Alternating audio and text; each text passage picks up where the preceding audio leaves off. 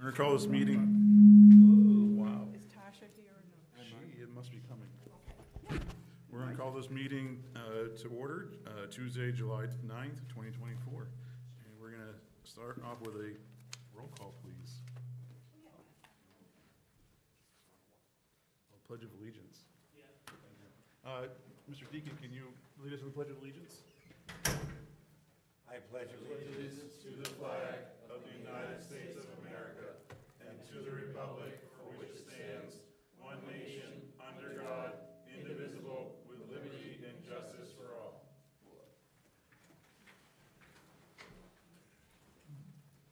Now roll call, please. Mr. Christie? Present. Deacon? Here. Ms. Gabber is excused. Gardner? Here. Armelo? Here. Thomas? Here. Watson? Here. 6 present. You sound like that. These are very echoey. The minutes of the previous meeting, approval of the minutes for June 4th, June 15th, and the June 18th Town Council meetings. Make a motion to approve them. Second. All in favor? Yes. Very good, thank you. Thank you. Is there any petitions or communications this evening? I have none. I have one thing I'm going to just make as the announcement now that for this year, we're going to stick to what the charter says. The public will have 5 minutes to speak. You'll be able to speak one time per topic for that 5-minute interval, and that'll be held to for the duration of my time as being chair. And I'll just ask the council members that also try not to pontificate too long on a certain topic so we can keep the meetings moving along. Thank you. Report of the town manager. Because of the holiday, we did not have a meeting, so I have nothing to report. Can we turn these down? I'm getting echoes back here. I'm not sure why. She heard you. I think they're working on it. Okay. Public hearings. There are 2 public hearings tonight. The first public hearing is to receive public comments regarding proposed First Amendment to the Town of Standish Municipal Government and Tax Financing District Number 1, and that's at Standish Corner. So this public hearing is on the agenda because it's actually related to an order farther down the agenda, Order 7524, for which is requesting that the council vote to reaffirm an order from May, if that's not too confusing. So the order would be, again, this is a public hearing related to that order, so I don't know if it would be possible to bring that order up in the agenda so we could kind of talk about everything together at once and maybe make it easier. Is that something that council can do, Mary? So you're wanting to take that up now and vote on it when the hearing is completed? Correct, yeah, Order 7524. Yep. Someone could make a motion to, during the public hearing, to bring Order 7524 up and vote on it at the end of the hearing. Okay. Yep.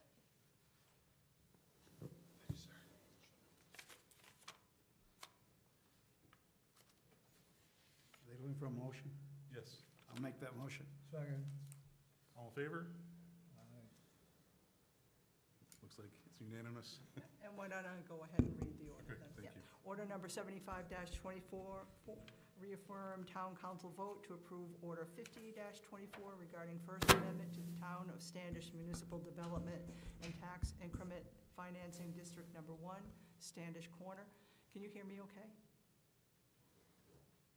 Whereas the Town Council Order 50-24 approved an amendment to the Town of Standish Municipal Development and Tax Increment Financing District Number 1 as recommended by the Economic Development Committee. And whereas the town desires to amend the district and develop programs as presented to the Town Council this day and as has been on file at the Town Clerk's office at the Town Hall in order to expand the opportunities for commercial development within the town for residents of the town and surrounding communities, which are expected to improve and broaden the tax base of the town and improve the general economy of the town, the region, and the state of Maine. Now therefore be it ordered that the Economic Development Committee's proposed First Amendment to the Town of Standish Municipal Development and Tax Increment District Number 1, Standish Corner, as authorized by Order Number 50-24B, and hereby is reaffirmed following the opportunity for additional public input on same. Is there any public comments?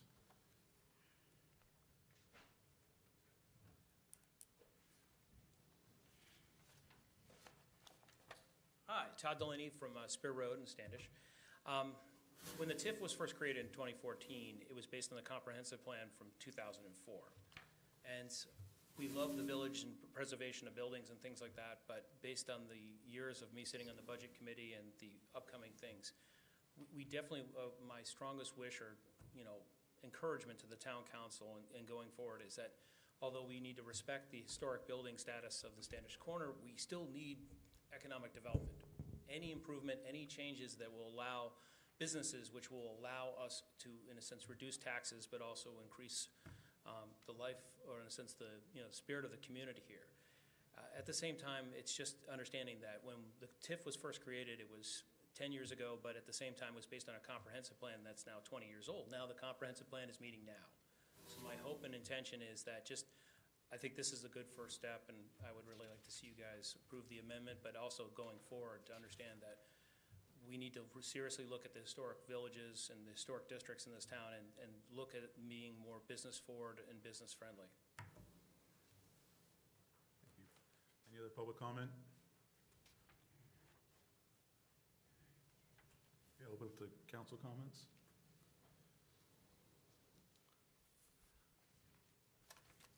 Seeing none, we have roll call. Christie? Yes. Deacon? Yes. Gardner? Yes. Harmelo? Yes. Thomas? Yes. Watson? Yes. 6 yes.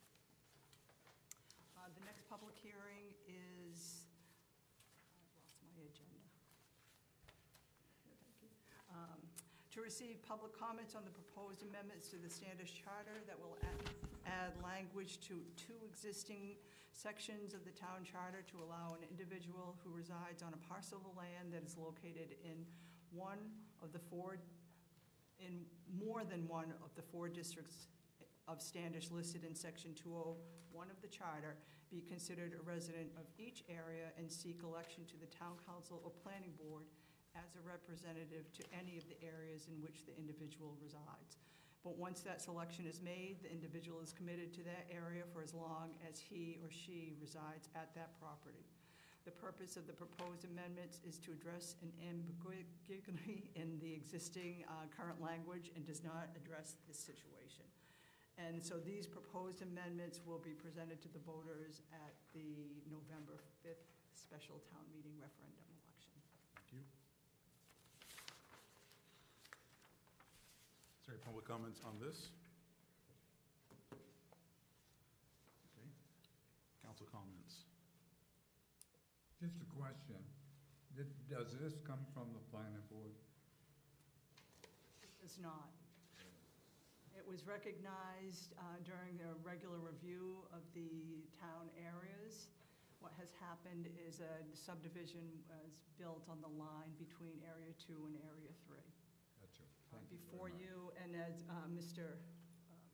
Mosher is helping me, the line that goes down through the properties, which there are, I think, 6 properties in question We've seen it 3 times. I told them. on this line are the homes in question, so there's 6 of them. At this time, there are 3 residents that have people living in them,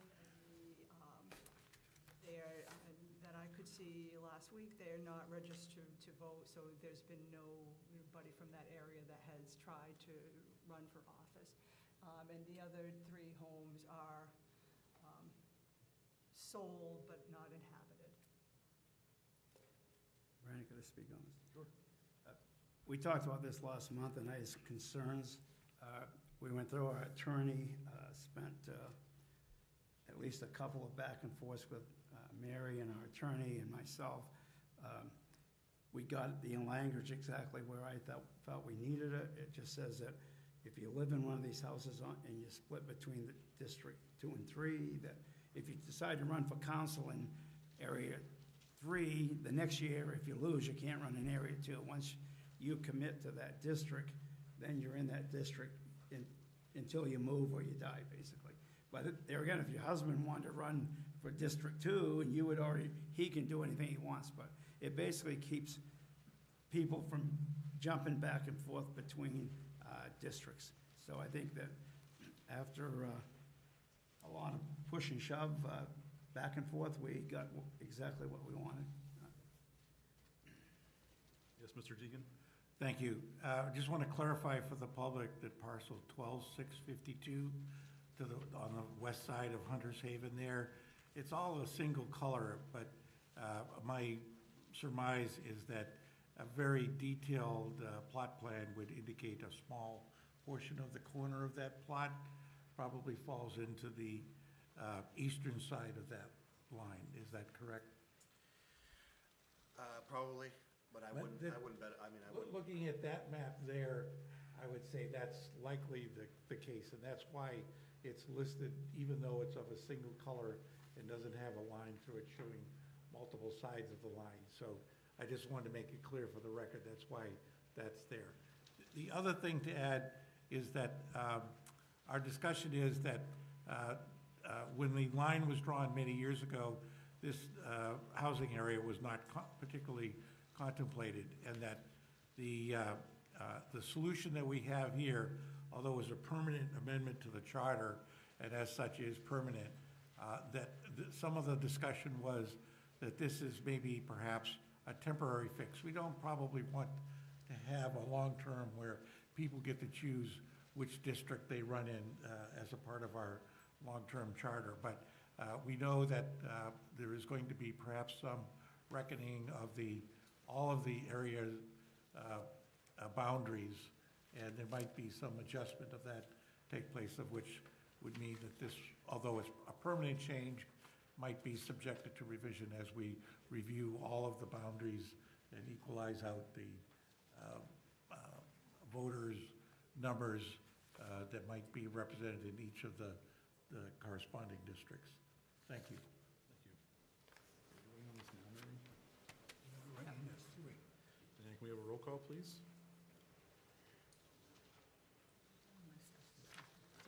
So would you like me to read this? I can read the, I'll make a motion that we waive the reading. Second. All in favor? Okay. Roll call, please.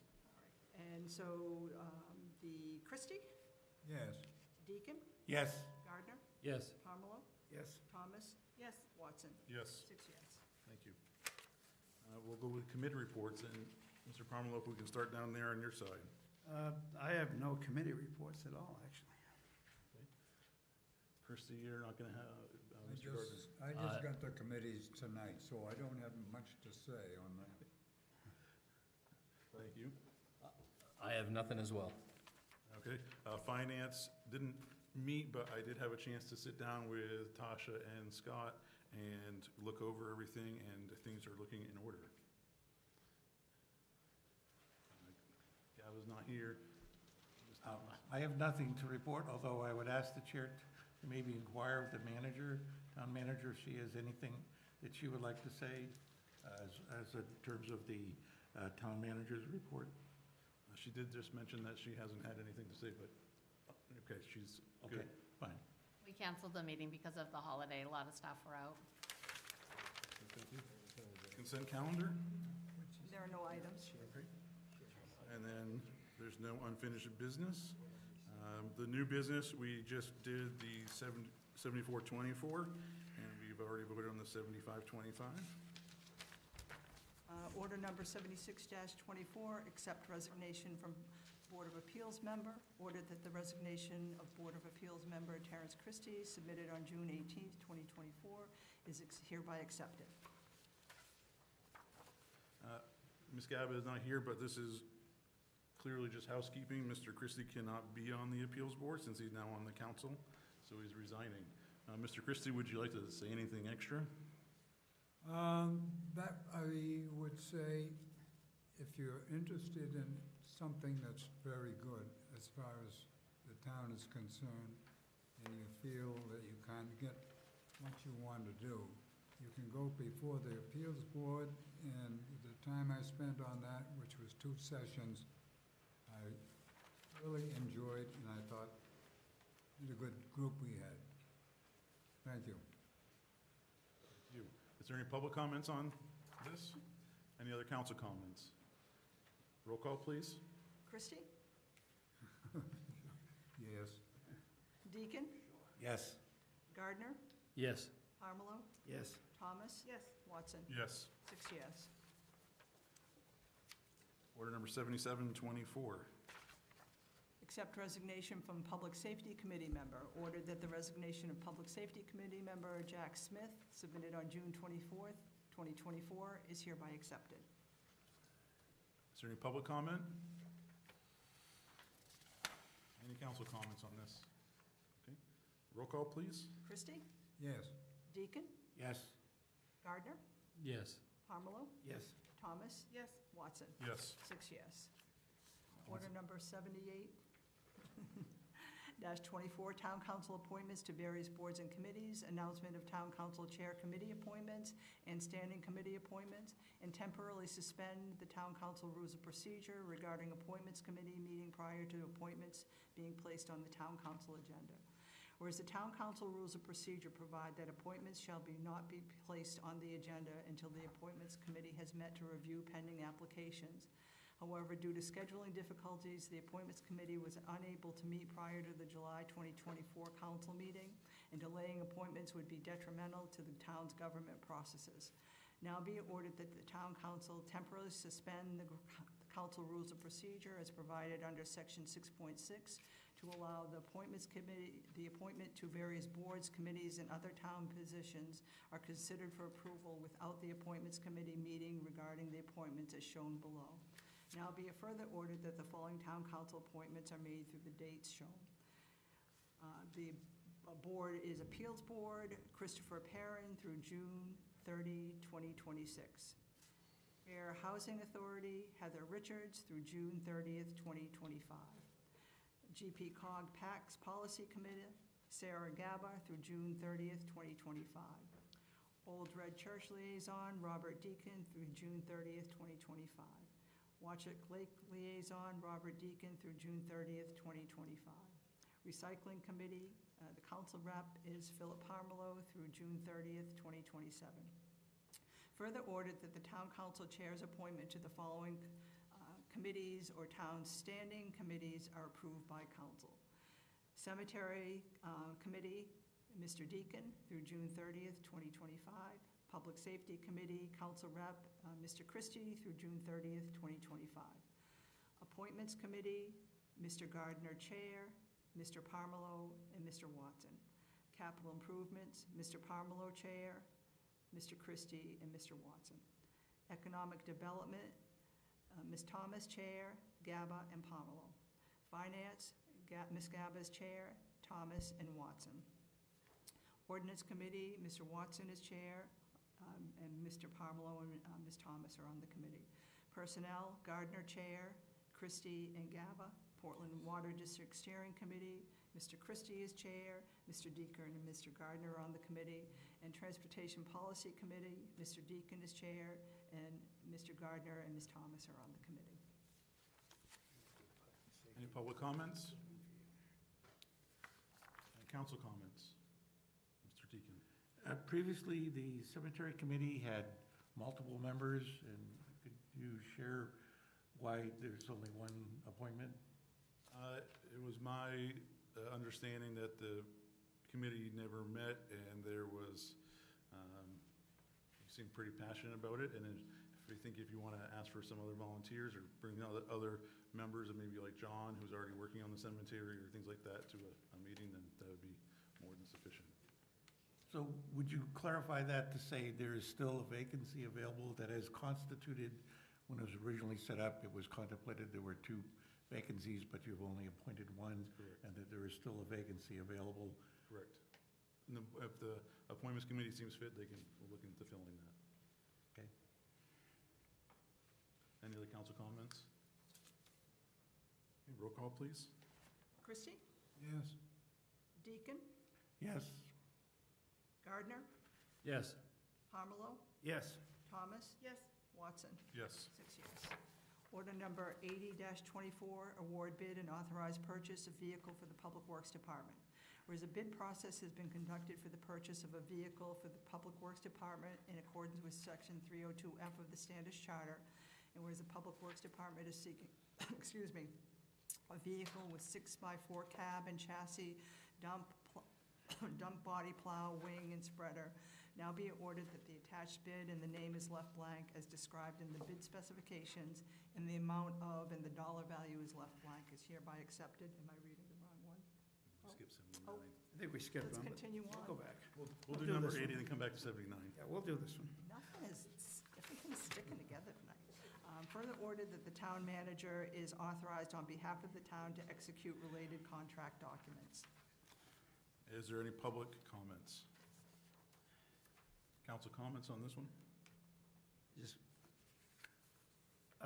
I'd just like to say that this wasn't the lowest bidder, but there was a bidder that had a truck available by August. The others weren't gonna be available until January, February. The council has a right to reject the lowest bidder and choose who they think can do the best job for the town. At this point, the truck that they're replacing is 21 years old, and it actually was bought used 20 years ago, or 18. It wasn't a new truck when we purchased it. It was a used truck. But it's failing to pass inspection, so we felt that this would be the route to go. It is around a $30,000 increase from the low bid. It does have a different style body that dumps sand out the side, so they can do shoulder work in the summer with it. And it's available today. If we don't grab this truck, it's probably the only one around that's already built. We would end up having to try to limp through with this truck. The frame, it's not gonna pass inspection. They've said it wouldn't pass inspection, so. The other bidders couldn't guarantee us anything until January, February. So I just want to put it out there that this truck is about a $30,000 more expensive truck than the lowest bid we have. But it is available to us in August instead of February. And we might have to dump 10,000, we don't know, 5, 10, 20, into this truck to repair it for 3 months use, the one they're replacing.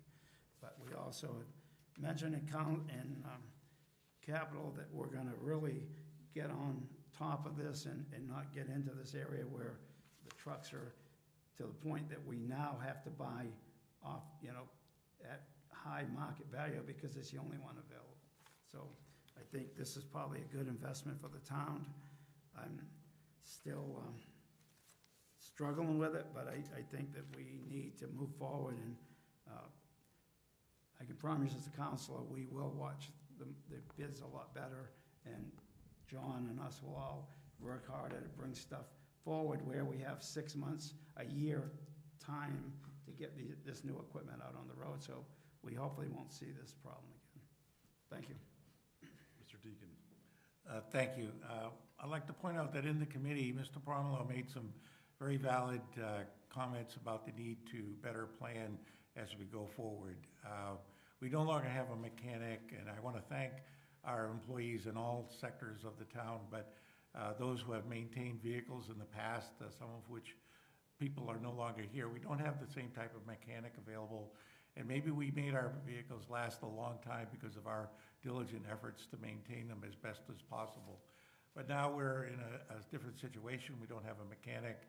In the long run, we need to develop a replacement plan for working on vehicles so that they can be staggered over time and better fit our budget by not suddenly occurring and having us to respond to an equipment failure that it can't be used any further, and then a need to replace it without significant delay. So I do want to thank the appropriate comments that Mr. Pomelo made about the need to properly plan ahead so that we can budget replacement vehicles periodically and not just by sudden needs. I do wish to amend the proposal to include the name of the bidder, and I would propose HP Fairfield as the bidder, and also amend the proposal to include the dollar amount of $303,953. And I believe that would need a second, and again, thank you. Second that, and then can we get Yes. all in favor of the amendment? Okay, thank you. Could I just say one thing? I just want to clarify, Mr. Deacon, we've never had a full-time mechanic at the Public Works. We've had workers that do mechanical work when they're not out doing their other work, but I don't want people to think that we've ever authorized a mechanic for that. We need one, absolutely, I truly, but we've been fortunate. John has a few people still that can work in the shop when need be, but we've never had a salaried full-time mechanic. Point well taken. Mr. Gardner? The truck that we have now, when is the inspection due? It didn't pass, it was due in May. We had Okay. inspections done in May. And then to compare the truck that we were gonna get in February to the truck you wanna get now, are they apples to apples, or is this So truck the that we're difference getting now is- much better, worth 30,000 more? So the difference is the all-seasons body, meaning that it comes out ahead of the axles, so you're able to use it for shouldering of the roads and stuff. It also provides this truck covers the Route 35 area, which, so mean the sand comes out of and salt comes out of the drive axles. That's the biggest difference. If we were to wait to put the other body on, we'd still be waiting till February. The issue is waiting for the gear and guaranteeing that the truck arrives when they say it's gonna be. The trucks that the other prices are saying that the trucks will be here in November. There's no guarantee that the trucks will be here in November. And previous things, when we had ordered trucks, we've had to eat the increases since COVID. So the last 2 times that we ordered trucks that were ordered not here, it was $12,000 per truck that we had to eat an increase on. So there's no guarantee that that couldn't happen again. But it still has a plow wing and a sander body to be able to do the gear. It just wasn't the exact type that was in the bid. Does that answer your question? So you would say that the newer truck is $30,000 better than the other truck? Well, I would say it is better because it is more optional, keeps the crews going, is working longer type of deal. It's about a $10,000 increase for the truck. But if you were to look, Western Star to what O'Connor bid is really only a $12,000 increase. So that other truck that O'Connor bid had the other style body. So you're paying, like I said, it's a $10,000 increase if you want to compare apples to apples, trucks to truck. So that's the difference, is the body right there. Okay. Any other council comments? Yes. Is this price ready to go, or will it need additional things added to it after we acquire it? We add like a two-way radios, things like that, but it comes with all the lights, gear, ready to go. Thank you. Any other comments? Okay, roll call, please, as amended. Christie? Yes. Do we first vote on the amendment, or is that not necessary? We already did. They did. Oh, okay, we did, okay. Thank you. You want to do it again? Yeah, Say yes. Yes. Christie? Yes. Deacon? Yes. Gardner? Yes. Armstrong? Yes. Thomas? Yes. Watson? Yes. 6 yes. We'll go back to one. We're going back to order number 79-24, amendment to Town of Standish fee schedule, solid waste and recycling management, waste hauler licensing fees. Ordered that the Town of Standish fee schedule is amended as follows, effective immediately, solid waste and recycling management, solid waste hauler license, which was $400, will now be $700, and the solid waste hauler license for the local vendor will be $400. So Go ahead, John. this addresses the new ordinance that was put into place for a local hauler, allowing some people to haul up to 15 residents for the town of Standish to the transfer station. A fee had to be established for that. During the finance committee, we provided some examples. So other towns we're also looking, I'm gonna just speak all the commercial license has been in place. It's been $400 since 1992 when I asked Roger, has never gone up. The other towns in the area charge more than that, so Gorham charges $700 for residential pickup and $700 for commercial pickup. Portland charges $1,000 just to review the application, then they charge you so much per container. This is a one-time fee for the year, so again, the local hauler license with 15 people would be $400, and the $700 would go to the commercial people that are picking it up. And that fee has not been increased since 1992. Thank you. Any public comments? Okay, seeing none, council comments? Could you give me an example of our commercial haulers of $700? Who would that be? I mean, So the Casella, Pine Tree Waste, Herrick's, that go around, people that haul dumpsters, to be able to haul waste out of town requires that you be a licensed hauler. this is just people hauling up. There's nothing ever coming in. It's stuff leaving. Okay, that's what I wanted to make sure everybody understood.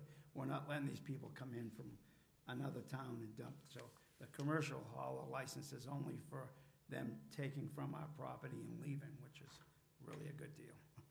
We want them to take it, right, not bring it. Any other council comments? Okay, then I'll have a roll call, please. I'm sorry. Did the haulers have any further comments about the level of the fees? So we did this, so they just paid their $400 renewal, so they're gonna have a year to advance, so after it gets passed, I'm gonna send out a memo to our licensed haulers saying this is what's going to next year. All the haulers were just approved this past June, so they have 1 year of planning for that. Okay. Okay, thank you. Roll call, please. Christie? Yes. Deacon? Yes. Gardner? Yes. Pomerlo? Yes. Thomas? Yes. Watson? Yes. 6 yes. Order number 81-24, award bid and authorized contract for removal and construction of new tennis courts at Johnson Field Park. Whereas a bid process has been conducted for the removal of current tennis courts and the construction of new tennis courts in accordance with section 302F of the Standish Charter. Now be it ordered that the attached bid, the name is left blank, for removal and construction of new tennis courts at Johnson Field Park as described in the bid specifications is hereby accepted, with a cost not to exceed and the dollar value is left blank for the project. And further order that the town manager is authorized on behalf of the town to execute related contract documents. Thank you. Is there any public comments or questions? Okay. Open up to council comments. Does the audience know what the Johnson Field is? Anybody that doesn't know? I don't see anybody raising their hand. Thank you very much.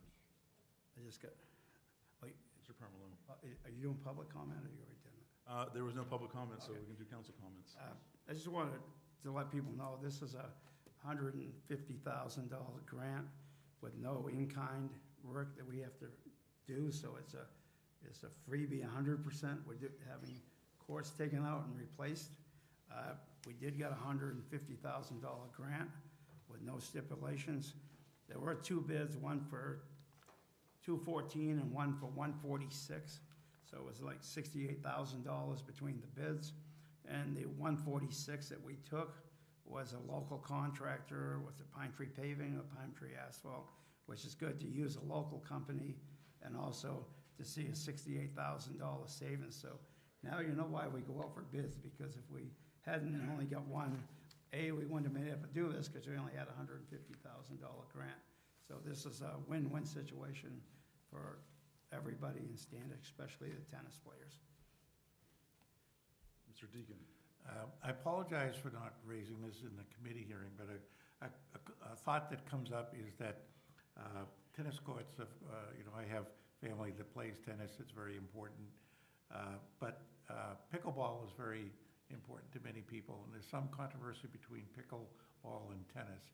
Can these courts be used for pickleball or not, and other resources for pickleball? The current courts at Johnson are striped for pickleball. We do have some movable pickleball nets that are locked up there that individuals can get the code to utilize pickleball on the tennis courts. The new courts will also have that amenity. of being striped for pickleball. We do know pickleball is big. I am looking to, in the future, to expand pickleball at one or two of our parks in the hopefully not too distant future. Thank you. I think I'm going to go ahead and make a motion that we amend this to say the bid is from Pine Tree Asphalt, not to exceed $146,000. I'll second that. All in favor of the amendment? I'm sorry, is it Pine Tree or Pine State? Pine State Asphalt, sorry. I might have said pine tree.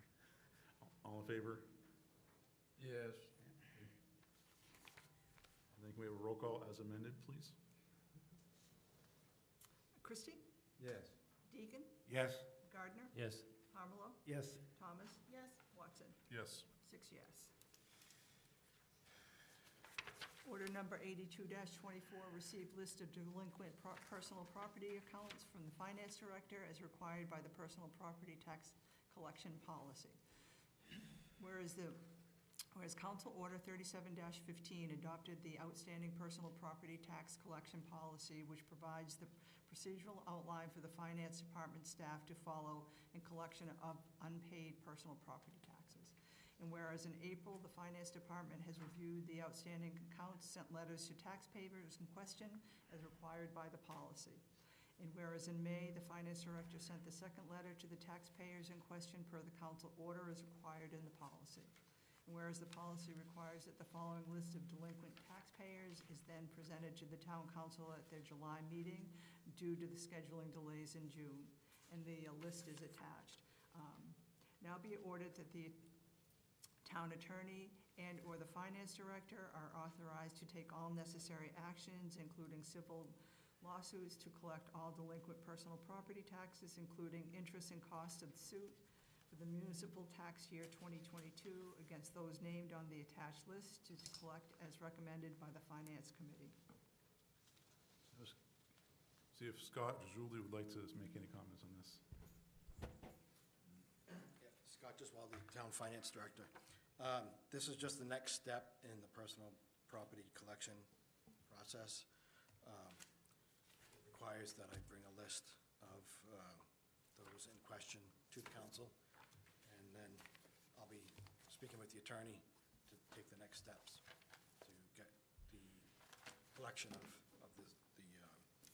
personal property. Thank you, Scott. Do you feel, what's that? We're going to do public comment. Oh, you're going to ask him a question? I was gonna ask him whether he was up there, if that's all right. Sure thing. Do you feel like you're going to go the lawsuit route, and if you don't, then what is it, do you write these off and then we're start at zero, or? The other option is to send them to collections, and then we write them off the books. And as we collect them as revenue. Okay, thank you. Mr. Parmelo? I'm a little confused here. We got some people at $25, $60. By the time we send them to collection and do the process, it'll cost us hundreds of dollars to collect $25. Explain what personal, is this business personal property tax, or is this per homeowner? What is this? It's personal property, so that would be anything from office equipment for business to trailers at the mobile home, trailer parks. So it's not just business, this isn't, I know you have a business property tax, personal property tax. This is different than that, or No, not? it's all the same. It's all the same. So here's the problem I have, and I paid mine, I hope, this year. This business personal property tax, in case people don't understand it, what they do is, if I've got a garage I've had for 25 years, if I've had a couch in there, or say a desk that I bought for $25, every year I have to claim that desk, even though I'd have to pay $50 to get rid of it. Or chairs, or computers. If you're a carpenter, you're supposed to pay business property tax on all your tools, is that correct? That you have in your truck and stuff like that, I think so. I'm pretty sure. So what it is kind of a deal where the state doesn't enforce it well. They might try to, but they don't enforce it very well. A lot of towns don't even care about it, other towns do. But it really gets under my thumb that that every year I have to fill out my welder that's 22 years old, it's $250. You know what I'm saying? I paid for this, but every year, it's not the town's fault, that they have to collect money. If you have a small office, like a lawyer office, you have to pay for your computers and your desk and your chairs and your printer now, does it go to the state, the money? You're collecting it. Does it go to the town, to the state once it's collected? Goes to the town. Okay. But the state has never really enforced it, or have they, with the towns? How does that work? They require us to tax it. They don't particularly, we don't get penalized or anything. If you don't collect it, you don't get penalized. Right. So this is where I've always been with this business person. Well, I can have a lawnmower myself, but if I have one in my business, I have to pay taxes on it every single year, you know? And so, and that's what I have. And I also have an issue when we're wasting time doing liens and filing monies on a $25 bill, you know? That's what I'm gonna say on this. Mr. Christie. Scott, can you, for the audience, what is the procedure that you go through as far as communicating with this problem? We send a letter in February or March. We then send a second letter in May before we bring it to the council and start these proceedings. So we also send a tax bill at the beginning when the taxes come out, so that's pretty much the procedure. Are we successful following this procedure? Somewhat. I wouldn't say we're 100% successful. Is this a losing proposition for the town as far as going through this process? I'd have to run the numbers on that, get back to you. Okay. Hold on. Ms. Pinkham had something to say. Scott, I just want to applaud you and the rest of the staff. We don't make these laws where we have to follow them, and we can't, as the town, pick and choose what we agree upon. So I know it's hard, and you take a lot of slack for it, but I appreciate it, and I think the town does as well, that we're actually following the rules that we set forth. Thank you. Gardner? No, I'll piggyback off that. That's basically what I was gonna say, is like, your hands are tied, you're doing your job, this is what you're supposed to do, right? Whether it's 25 or if it's $5,000, the law says that you have to do this, right? Correct. My job is to collect the taxes that are committed. Thank you. You're doing a great job. Thank you. So go with Mr. Deacon first. The total dollar amount here is $9,000 or $10,000, is that about right? I think so, yes.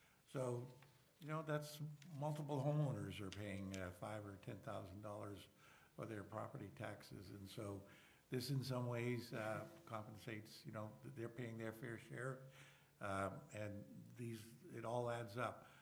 There are at least two businesses, a barber shop, a bakery.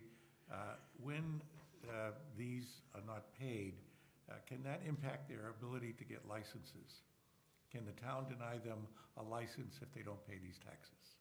No, it doesn't impact that. I see. Thank you. And I don't know if legally we can do that. Ms. Thomas, you had a question?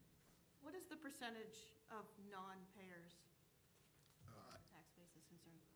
I don't know off the top of my head. I could run those numbers for you and get back to you. Thank you. Sure.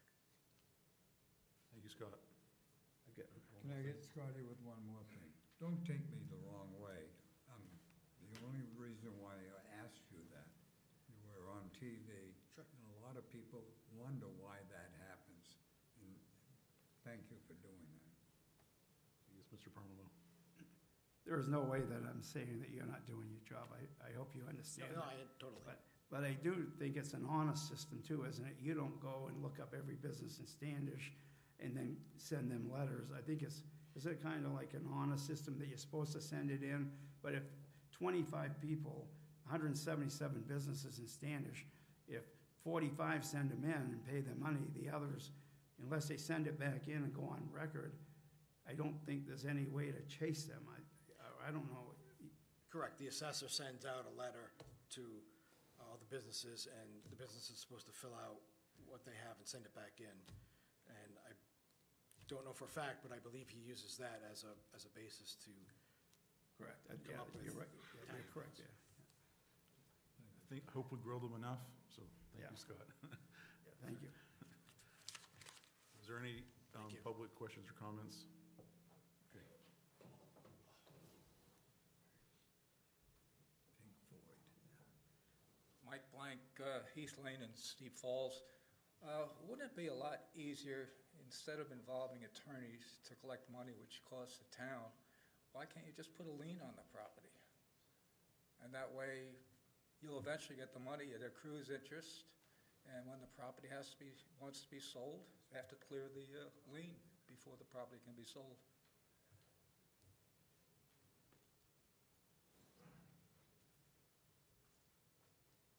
unfortunately, with the laws, they allow for liens for property, for real estate, but not on personal property. We could go, that's why we have to take them to small claims court or go the collections route, unfortunately. That would be very helpful. Does it cost anything to send them to collections? It costs, well, it costs nothing to send them to, but as they collect, they get 7% of the collections. Anything else from the public? I'll have a roll call, please. Christie? Yes. Deacon? Yes. Gardner? Yes. Parmelo? Yes. Thomas? Yes. Watson? Yes. 6 yes.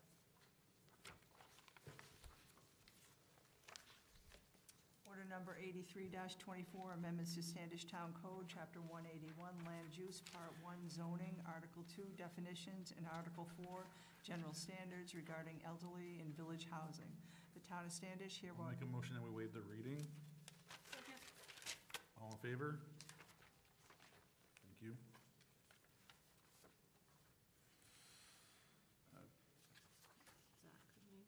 Zach, you want to fill us in on any info on this? So this order changes some portions of the standards for elderly housing developments, which is we have standards for currently in our ordinance. The idea is to be more flexible and allow larger and more rural feeling developments, because that is what the market wants, and larger developments can provide residents more services. The changes include the following. So it removes the requirement that all elderly housing units be in buildings containing 4 or more units.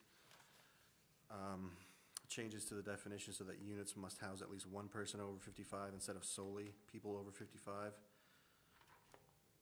Removes the 48 unit cap on number of units in a development, but it's not actually changing the density. So the current density requirements are retained. It just, you just need larger area for more units. And changes vegetative buffer requirements from 50 feet for 1-story buildings and 100 feet for 2-story buildings to 25 feet in the form-based code village districts and 50 feet in the residential zone. Great, thank you. Is there any public comments on this order?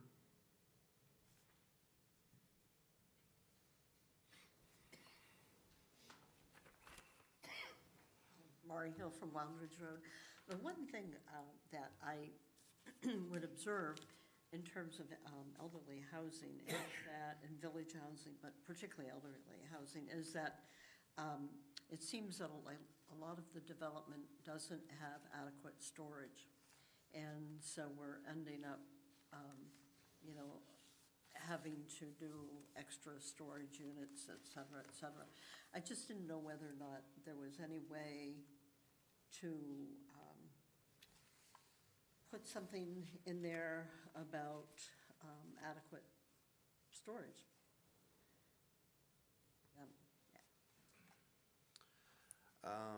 I believe at this time that wasn't what went through the ordinance committee, so I don't think it can happen right now. If it's certainly something that the ordinance committee could revisit at a future time, for sure. I think in our current, I was just looking at the current zoning, or the current elderly housing, it does require on-site laundry facilities and a community meeting area. But I don't see, to your point, Maura, I don't see anything about storage per se. So the ordinance committee actually looked at this already, so that this is from the ordinance. Yeah, definitely, everything ordinance related comes, we'll go through that same process. Is there any official way to ask them to do that, to revisit that, or? Yeah, I believe I can send you an application for a for a text amendment, and they can take it up at the, I don't know about July, but, because I think it's pretty full now, but certainly soon. Great.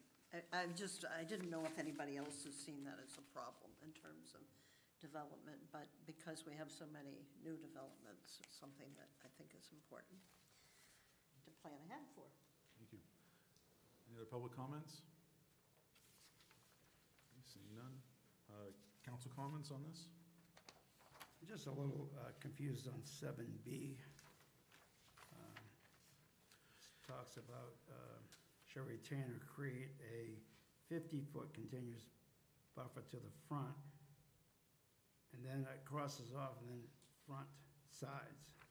Should that be front, front, sides, and rear, I guess? Okay, I got it now. I didn't Good. quite understand how it was. I get it now. Great. Any other council comments? Okay. Seeing none, roll call, please, Mary. And this moves it to first reading at the August 13th council meeting. Christie? Yes. Deacon? Yes. Gardner? Yes. Marmelo? Could I ask for a point of order? If I'm thinking of doing a development in the near future, and it would impact this, should I abstain on voting, or is it okay to vote since I'm not in the process at this point? I just don't want anybody to come back down the road and say, I had something coming up possibly in the next year that would benefit from this process. So should I abstain to be safe? Let me look at the rules of procedure. Give me 1 second, okay? And I'm not saying nothing's gonna happen, but we have some things might possibly. And I don't want anybody to think that I'm supporting something that might benefit me down the road. Wouldn't you support something that's? I support it, but I don't say that I'm supporting something for my own benefit.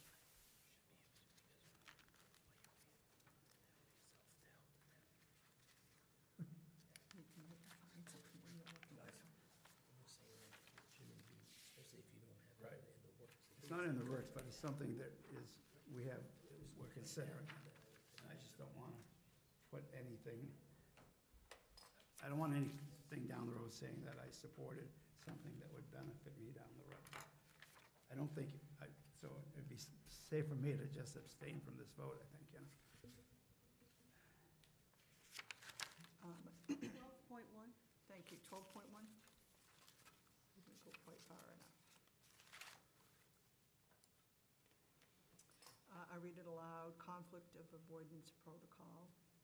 Exception as otherwise provided by law for certain town employee personnel matters whenever a town council, in the exercise of his or her common sense and good judgment, reasonably believes that a matter has arisen, is likely to arise, or may be reasonably perceived by the public and/or one or more town employees to have risen regarding a matter involving the council or councilor's family in his or her individual capacity as resident of the town, then the council shall first meet and consult with the town manager before proceeding. Further individually, an attempt to either resolve the matter or have the manager do so. I think that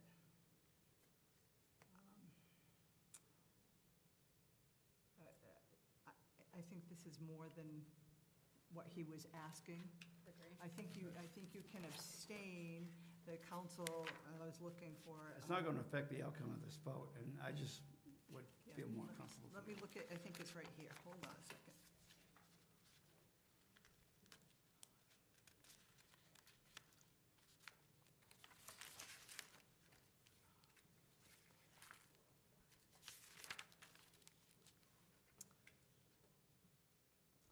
So this is conflict of interest, 3.2.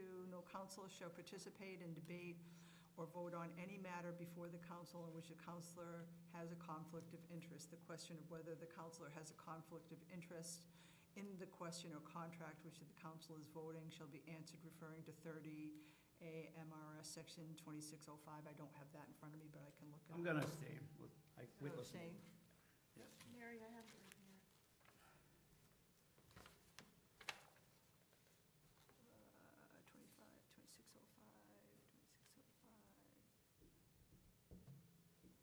2605. Direct interest. I think if you feel if you have a direct interest, you could. At this point, I don't, but in the future, I'm going to You've have. disclosed it. I guess it's, I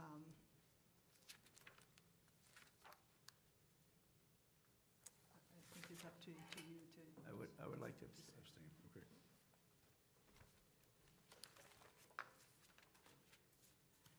So Mr. Parmelo will abstain? Abstain. Yes. Yep. Thomas? Yes. Watson? Yes. 5 yes, 1 abstain. And then the next order is 84-24, amendments to Standish Town Code, Chapter 181, Section 181.7.1, Form-Based Code, Village Districts, General Standards, Form-Based Code, Village District. The Town of Standish hereby ordains Chapter 181, Land Use of the Town, Code of the Town of Standish be, and hereby is amended as follows. Additions are underlined, deletions are struck out.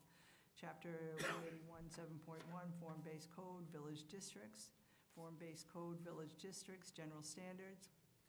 And this is adding Section G, landscaping of parking areas, all off-street parking areas constructed in conjunction with a commercial, professional, or business establishment in the Form-Based Village Code District shall be landscaped with islands or berms which incorporate deciduous street trees within and adjacent to the parking areas. Trees shall be placed in accordance with the following schedule. 1, trees shall be at least 8 feet tall at the time of planting. 2, any trees or other landscaping materials placed under this section which die or are damaged or diseased at any time shall be immediately replaced to ensure that the goals of this section are achieved. All landscaping required by this section shall be well maintained throughout the year. 3, parking areas shall have 1 tree for every 10 parking spaces. Trees may be clustered on islands or berms within the parking area or may be equally spaced throughout the parking area. The goal of tree placement is to soften the visual appearance of the parking area and to provide shade during the summer months. Section 4, when abutting a property in a residential use, vegetated buffer must screen the parking area. This buffer must also consist of at least 1 tree approximately every 30 feet situated evenly along the boundary line of the property abutting the parking area, or in pairs which are grouped to create an attractive cluster of vegetation.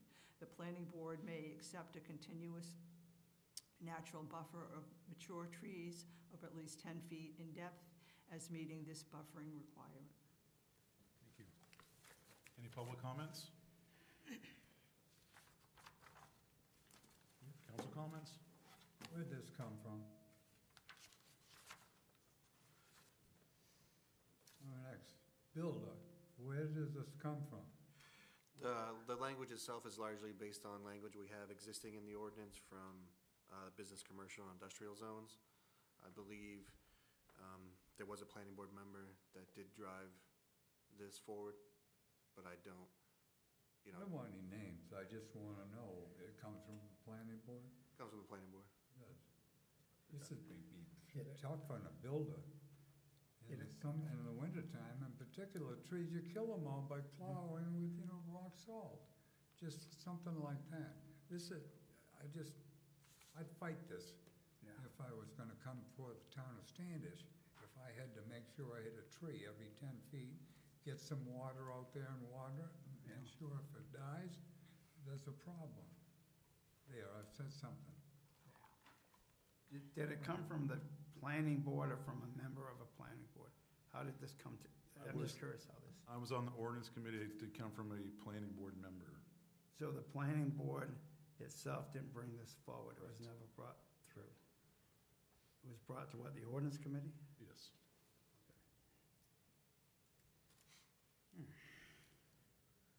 This really puts a burden on a person who wants to come in with young, buildings, and you try to do good things, and all of a sudden, what are you gonna do? And pick trees out in particular. Thank you. Any other councilor comments? Mr. Deegan? I think I can say when I was out canvassing, running first for this position, a lot of people commented to me, they like the rural nature of our community. Rural nature conveys an image of trees and space and surrounded by nature. And when you have a large parking lot that's kind of sterile, that's not a community that I would envision that many in Standish really want to have. That we'd like to have a community that has some aspects of nature in and around all aspects of the things that we encounter, such as parking lots. There are other, because of warming changes in climate, parking lots can get very hot, and the trees provide some shade, transpiration, cooling effects in the summer, which would be an advantage, I believe, to those who use the parking lot. But I think to just maintain an aspect of the rural nature of our community, asking developers to plant some trees is not something that's adverse to what our community is about. I would support this. Any other council comments? Okay, roll call, please, Mary. Christie? No. Deacon? Yes. Gardner? No. Pomelo? No. Thomas? No. Watson? No. 1 yes, 5 no. Motion carries. Thanks, Randy. Any public items this evening? Mr. Farley? Love this guy. Come on up. I got a couple things, it's not on your charter, but,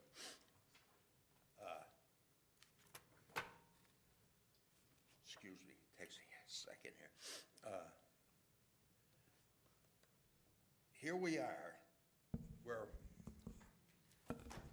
we're turning down businesses in the town.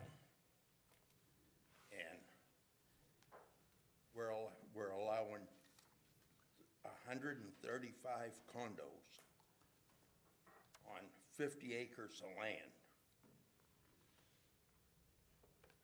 that would be like less than a quarter of an acre per house. 3-bedroom houses.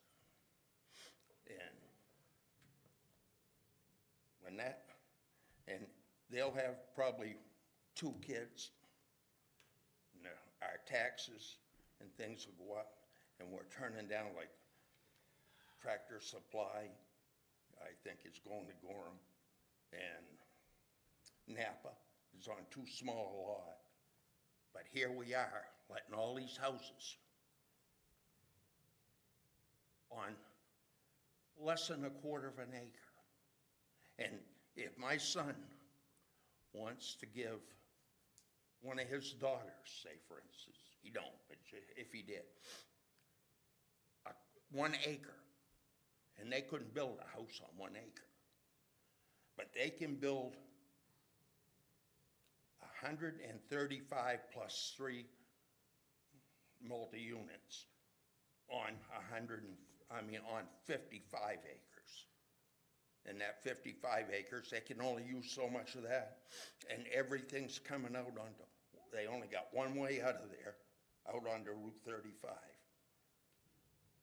Can you imagine 400 cars coming out in the morning? Or something like that? That's one complaint I got. And one quick other one is the Portland Water District. The Portland Water District owns 2,335 acres of land. The best land, I would say, in the state of Maine, but could be in the world. And they're paying us $53,000 is all they're paying us. My son pays over $6,000 for a house lot. What does, like, Hannaford and all these places pay? And they're only paying that, and because they're public, we're not fighting it. Why don't somebody get their ass in their hand and go out there and fight them? Go to court. We deserve more money than that. Thank you very much. Thank you. Any other public comments or public items? That's my committee. Yeah. Any announcements, Mary? I have none. Okay. No executive session this evening. Can we hear a motion to adjourn? So moved. Yep. Moved and seconded. All in favor? Okay. Meeting adjourned. Well done. 7:05. Mary, where's our table? I was getting ready to write here, and there's nothing there. What's up with that? I was just getting ready to write. I was warming my arm up. I looked over at the table. There's nothing there. I got my pen. Great joy. I'm a lie.